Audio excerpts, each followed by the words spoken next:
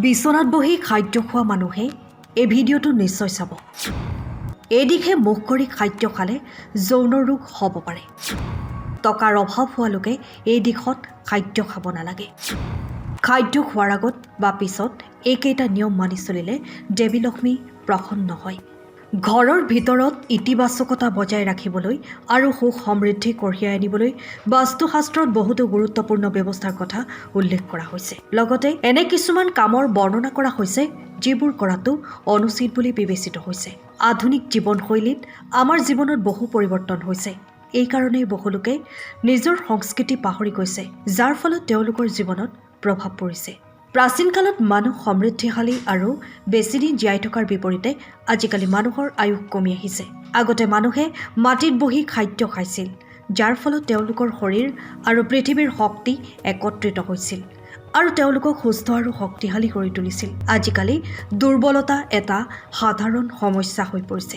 খাদ্যৰ লগত জড়িত প্ৰাচীন নিয়ম। প্ৰাচীন গ্ৰন্থত কিছুমান নিয়মৰ কথা উল্লেখ কৰা হৈছে, যিবোৰ খাদ্য খোৱাৰ সময়ত মনত ৰখা উচিত। বৈজ্ঞানিক দৃষ্টিকোণৰ পৰাও এই নিয়মবোৰ শুদ্ধ বুলি প্ৰমাণিত হৈছে। প্ৰাচীন ঋষিসকলে হাজাৰ হাজাৰ বছৰ আগতে যি কৈছিল আজি বিজ্ঞানী প্ৰমাণ কৰি আছে। জ্যোতিষৰ মতে আমাৰ খাদ্যাভাসেও আমাৰ গ্ৰহবোৰক প্ৰভাৱিত কৰে।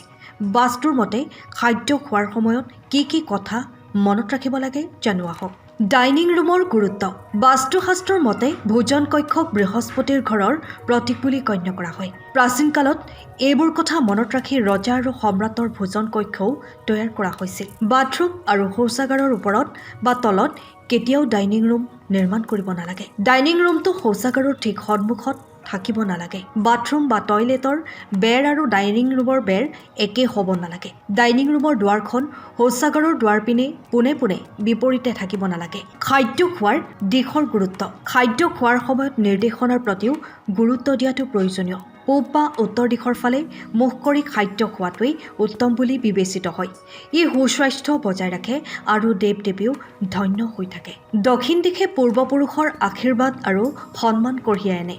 কিন্তু যিসকলৰ পিতৃ মাতৃ জীয়াই আছে তেওঁলোকে এই দিশৰ মুখামুখিকৈ খাদ্য গ্ৰহণ নকৰিব। পশ্চিম দিশত খাদ্য খালে আৰ্থিক অৱস্থা উন্নত হয়। দক্ষিণ পশ্চিম দিশৰ ফালে মুখ কৰি খাদ্য খোৱাৰ ফলত পাচন শক্তি দুৰ্বল হৈ পেটৰ ৰোগ হ'ব পাৰে। খাদ্য খোৱাৰ আগত আৰু খোৱাৰ সময়ত নিয়ম। খাদ্য আৰম্ভ কৰাৰ আগতে হাত ভৰি মুখ ভালদৰে ধুব লাগে। ইয়াৰ ফলত আয়ুস বৃদ্ধি পায়। তিতা ভৰিৰে খোৱাটো শুভ বুলি গণ্য কৰা হয়। পানী আৰু মাটিৰ মৌলৰ সংমিশ্ৰণ স্বাস্থ্যৰ বাবে উত্তম। মাটিত বহি খালে শক্তিৰ প্ৰবাহ উন্নত হয়। ভৰি দুখন ক্ৰছ কৰি বহি খালে ভাল। চকীত বহি ভৰি দুখন জোকাৰি খোৱাটো অশুভ বুলি গণ্য কৰা হয়। খাদ্য ভঙা বা লেতেৰা বাচনত খাব নালাগে। প্লাষ্টিক বা কাঁচৰ বাচনত ভগৱানক প্ৰসাদ আগবঢ়াব নালাগে। তাম, পিতল বা ৰূপৰ বাচন ব্যৱহাৰ কৰক। বিচনাত বহি খোৱাটো খাদ্যৰ অপমান বুলি গণ্য কৰা হয়। এই কথাত ৰাহু অসন্তুষ্ট হয়। খাদ্য খোৱাৰ পিছত পালন কৰিবলগীয়া নিয়ম। খাদ্য খোৱাৰ পিছত কাঁহীত বা প্লেটত হাত ধুলে দেৱী অন্নপূৰ্ণাক অপমান কৰা হয়। ইয়াৰ বাবে চন্দ্ৰ আৰু শুক্ৰ গ্ৰহ অসুখী হৈ পৰে। কাঁহীত বা প্লেটত খাদ্য এৰি দিয়াটো খাদ্যৰ অপমান। প্ৰয়োজন অনুসৰি যিমান খাদ্য খাব লাগে সিমানহে ল'ব লাগে। খাদ্য খোৱাৰ আগতে বা পিছত লঘু ব্যায়াম কৰাটো জৰুৰী।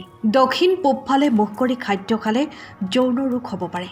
টকাৰ অভাৱ হোৱা লোকে পশ্চিমমুখী খাদ্য খাব লাগে। মাটিত বহি খাদ্য খোৱাৰ ফলত শৰীৰৰ উষ্ণতা সঠিক হৈ থাকে। এইবোৰ আছিল গুৰুত্বপূৰ্ণ কথা, যিবোৰ খাদ্য খোৱাৰ সময়ত মনত ৰাখিব লাগে। যদি এই তথ্য ভাল লাগিল তেন্তে ভিডিঅ'টো লাইক, কমেণ্ট আৰু বন্ধু বান্ধৱীৰ লগত শ্বেয়াৰ কৰক। লগতে চেনেলটো ছাবস্ক্ৰাইব কৰিবলৈ নাপাহৰিব। ধন্যবাদ।